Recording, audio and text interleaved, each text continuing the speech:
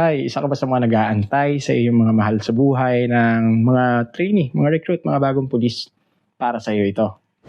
Siguro miss mo na siya, no? Or siguro hindi lang miss mo na siya talaga. Iniisip mo kung kamusta na siya, ano nang lagay niya sa buhay, ano na yung nangyayari sa kanya dun sa loob ng training, ano na bang itsura niya habang nagtitraining. Siguro marahil payat na siya, may itim na siya dahil palaging nakabilad sila sa araw. Kumakain ba sila ng tama? Kumakain ba sila ng maayos? Nakakatulog ba sila ng maayos? Wait lang, bago mo isipin yung mga bagay na yan, bilang tagapaghintay, alam mo ang dapat mong gawin? Lagi mong pag-prepare dapat yung iyong mahal sa buhay na nasa loob ng training. Ipagpanalangin mo palagi na matapos siya ang training ng maayos at walang mga aksidenteng mangyayari.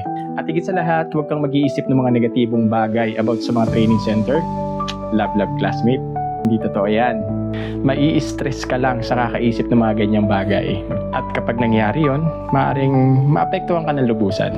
Siyempre, totoong nakakalungkot dahil wala siya ng ilang buwan at hindi mo siya makakapiling palagi, pero isipin mo na lang na ginagawa niya ito sa inyong itataguyod na pamilya para sa inyo na kanilang mga mahal.